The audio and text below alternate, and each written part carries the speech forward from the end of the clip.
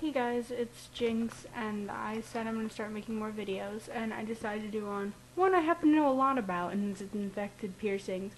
For some reason, my piercings always get infected, no matter how much I take care of them. Like, I used to have a lot more, but they just don't like me. I will clean them with salt water, I'll clean them with everything, but you have to learn the proper steps to clean them, and if they do get infected, what to do.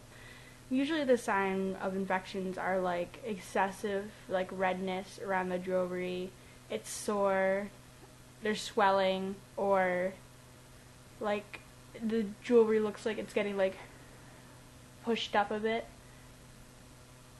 up more, and if it starts to like come out without you taking the back off, stuff like that. Painful when moving the jewelry, like if you go to like play with it, which you shouldn't, because that's a good way to infect the piercing. With the stuff on your hands and going to spin your earrings will get all the stuff that's in your hand inside the little holes. So moving the jewelry, and if there's moving the jewelry, if there's like a pus that comes out of it, which it smells horrible too, like you'll know what it is. So something you should go to, if it looks serious, go to your piercer. Unless like maybe there are some steps you can do to clean it at home, but usually you want a piercer to remove the infected piece of jewelry and stuff like that. So you have to think like, oh my gosh, everything's like falling apart on my computer. Wait a second. Have you cleaned the piercing?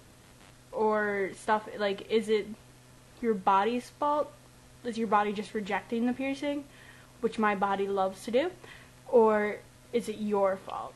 Are you not taking care of the piercing properly? Are you not cleaning it? Was it pierced in an unsterile environment? Things like that.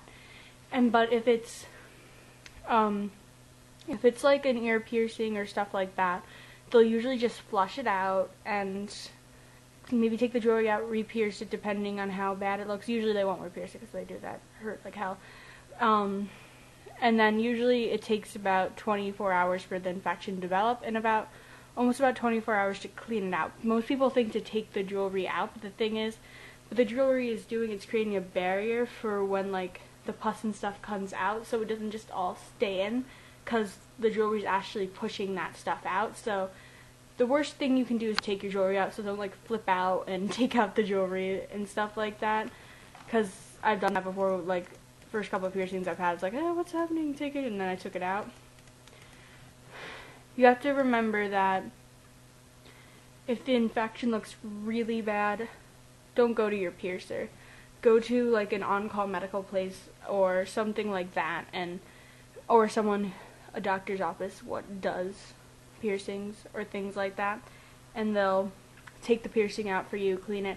And if they're more like exotic piercings, don't go to your piercer. Like if they're dermal implants or belly button piercings, things like that, go to a doctor's office, because the piercer is just going to tell you to go to the doctors, because they're a little more advanced. You might need to get an antibiotic for it too, stuff like that, you know. So if also something that not a lot of people know, stuff like that, you can get toxic shock syndrome from a piercing if it's infected. So if you if you have like fever and chills, or like are nauseous, stuff like that, go to your hospital. Like, don't even think about going to the piercing, just go to your hospital, because that's not good. That's why you shouldn't get your piercing pierced in an sterile environment or by someone who doesn't know how to pierce. Because even if you're going to do it yourself, piercings, you should at least maybe go to a piercing, but if you're going to do it, think about what you're doing before you do it. Get the proper equipment. Don't just take a pin, light it on fire, and stick it in yourself, like to burn the stuff off. I don't see where like people burn the pins before putting in, then you're just putting like all the soot, what you burned, onto the, like, no. So basically there's sometimes, if you might get like a scar, or I can't remember what they're called. I think that's it.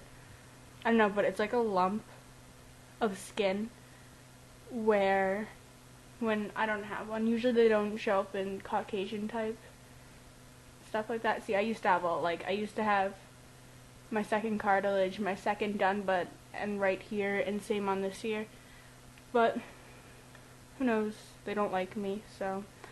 And I used to have my lip pierced too, but I took that out for other reasons. Because I was stupid and decided to get braces when I was older than I should have. Because now I look like, I don't even know, I look younger. So, well, anyways, with the clouded scars, they can be permanent, but if you catch them before they're permanent, what you're going to do is like soak it in hot water and salt, Epsom salt, stuff like that. Any cleaning product, actually like lens, the stuff you use for like clean your contact lenses, you can use that stuff too. Then they won't be permanent. And I just noticed this video is running a little long, so I hope that helped, because I don't know, but I know I've had a lot of problems with flipping out, thinking I'm gonna die from a blood infection when I notice one of my piercings are infected, but most likely that won't happen if you're smart and you take care of it. So, bye. You can click here, there to go to my channel, or here for another video, or yeah, click it, man, click it. You know you wanna. Sexy hair flip transition.